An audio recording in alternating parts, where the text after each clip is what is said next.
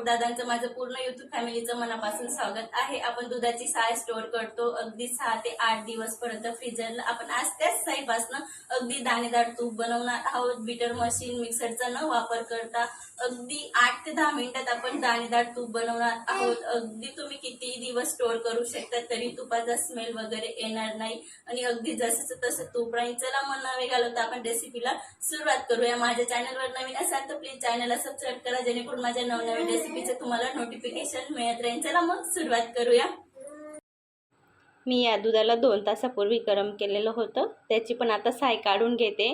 आणि जी आपण स्टोअर केलेली आहे 8 दिवसाची साय, मी ती रूम टेम्परेचरला अर्धा ते पाऊण तासापासून ठेवलेली होती फ्रीजमधून बाहेर काढून। आता तीच साय आपण एका मोठ्या पातेल्यात काढून घेऊया, जेणेकरून आपल्याला मिक्स करताना खूप इझी जाईल आणि अगदी शिंतडे वगैरे उडणार नाही आणि कमीत कमी भांड्यांचा वापर होईल या पद्धतीने तूप बनवलं तर। मी इथे विस्कर घेते, तुम्ही अगदी रई पण घेऊ शकतात, पण भरपूर जणांकडे रई वगैरे राहत नाही, म्हणून विस्कर तर सर्वांकडेच असतं, म्हणून मी आज तुमच्यासाठी विस्करने बनवून दाखवणार आहे।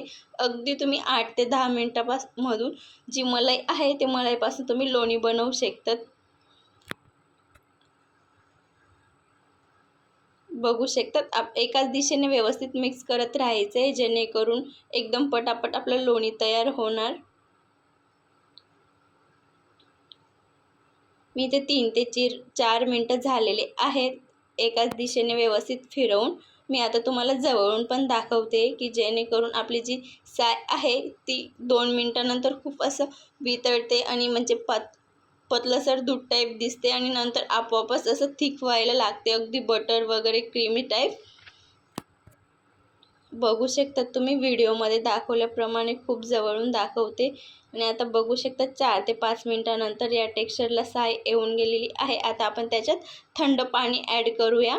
मी जास्त थंड पण नाही जास्त गरम पण नाही, नॉर्मल पाणी जे आपण फ्रीजमध्ये ठेवतो आणि ते पितो त्या पद्धतीने मी तर पाणी ॲड केलेलं आहे। जर तुम्ही उन्हाळ्यामध्ये या पद्धतीने बनवणार तर तुम्ही यात बर्फचा पण वापर करू शकता। एकदम 0 टेम्परेचर पाण्याचा वापर केला तर खूप पटक्यात उन्हाळ्यामध्ये तूप तयार होतं। आणि थंडीमध्ये जर बनवत असाल तर अगदी आपलं माठाचं किंवा फिल्टरचं बी पाणी वापरलं तरी त्या पद्धतीने पण थंडीमध्ये खूप छान पद्धतीने दाणेदार तूप बनतं आणि लोणी पण पटापट निघतं जर गरम पाणी वापरलं तर।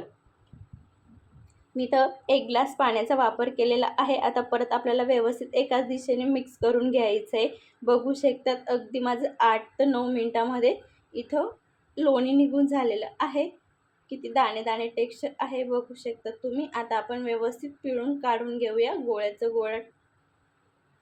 गोळ्याला छान पद्धतीने हलक्या हाताने प्रेस करून घ्यायचे। त्याच्यातलं एक्स्ट्रा जे दूध आहे पाणी ते आपल्याला काढून घ्यायचे व्यवस्थित।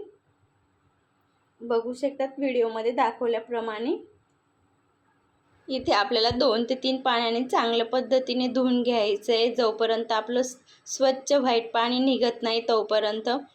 अगदी दुधाचा स्मेल वगैरे येत नाही या पद्धतीने छान धुतलं तर तुम्ही भरपूर दिवस 3 ते 4 महिन्यात आरामात वरती किंवा फ्रीजला पण स्टोअर करू शकतात।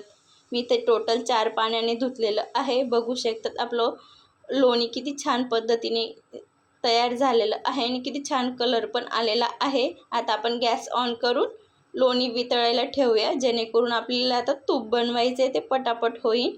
अगदी 3 ते 4 मिनिटात तूप बनून तयार होतो। लो टू मिडियम फ्लेमला सांगते मी।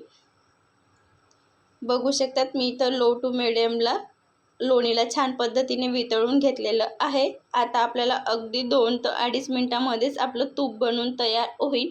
या पद्धतीने जर बनवलं तर तूप कढवायला पण जास्त टाईम लागत नाही, अगदी कमीत कमी गॅसच्या वापरमध्ये तूप बनतं आणि खूप छान पद्धतीने बनतं। बघू शकता तिथं तूप बनण्याची तयारी आहे। यात आपण एक सिक्रेट वस्तू टाकणार आहोत, जेणेकरून आपलं जे तूप आहे त्याचा अगदी छान स्मेल येतो आणि खूप टायमापर्यंत दाणेदार आणि एकदम त्याचा कलर वगैरे चेंज होत नाही। बघू शकता तिथं पूर्णपणे आपलं लोणी वितळून तूप बनण्याची तयारी झालेली आहे। अगदी खूप छान पद्धतीने कलर पण आलेला आहे। यात आता आपण एक वेलची ॲड करूया। वेलची किंवा तुम्ही थोडं लवंग पण ॲड करू शकतात. तुमच्याकडे वेलची नसेल तर स्किप केलं तरी चालेल. वेलची किंवा लवंग ॲड केल्याने जे तूप आहे ते लॉंग टाईम छान राहतं. त्याचा नॅचरल जो स्मेल आहे तो लॉंग टाईम जसंचा तसा राहतो. तुमच्याकडे नसेल तर तुम्ही स्किप केलं तरी चालेल. बघू शकतात इथं मी लो टू मिडियम फ्लेमलाच अगदी तूप बनवून घेतलेलं आहे. बघू शकता तुम्ही व्हिडिओमध्ये दाखवल्याप्रमाणे इथं आपलं तूप बनवून तयार झालेलं आहे. आता आपण गॅसची फ्लेम बंद करूया. मी बघा तुम्हाला जवळून दाखवते. अगदी खूप कमी टायमामध्ये आणि किती म्हणजे थोडे पण भांडे वगैरे निघाले नाही आहेत आणि जी कढईमध्ये मी तूप बनवलं आहे ती पण थोडी पण खराब नाही झालेली आहे आणि तूप पण किती छान कलर आलेला आहे आणि पुढं तर तुम्हाला बघायलाच भेटेल की किती दाणेदार आपलं तूप झालेलं आहे. अगदी रवाळ टेक्स्चर आहे. तुम्हाला मार्केटमध्ये सुद्धा भेटणार नाही आणि तुम्हाला जेव्हा तूप बनवायचं कठीण वाटत असेल तर या पद्धतीने नक्की बनवा.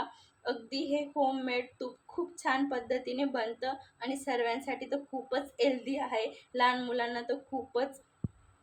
तर आजची रेसिपी कशी वाटली मला कमेंटमध्ये नक्की सांगा आणि तुम्हाला तूप बनवायचा कंटाळा येत असेल तर या पद्धतीने नक्की बनवून बघा आणि बनवून तुम्हाला इझी वाटत असेल तर मला कमेंटमध्ये नक्की सांगा. अशा छानशा रेसिपीसोबत भेटूया. तोपर्यंत मस्त खा, स्वस्त राहा, सर्वात महत्त्वाचं आनंदी राहा आणि प्लीज चॅनलला सबस्क्राईब करा. अशा छानशा रेसिपीसोबत भेटूया. तोपर्यंत धन्यवाद.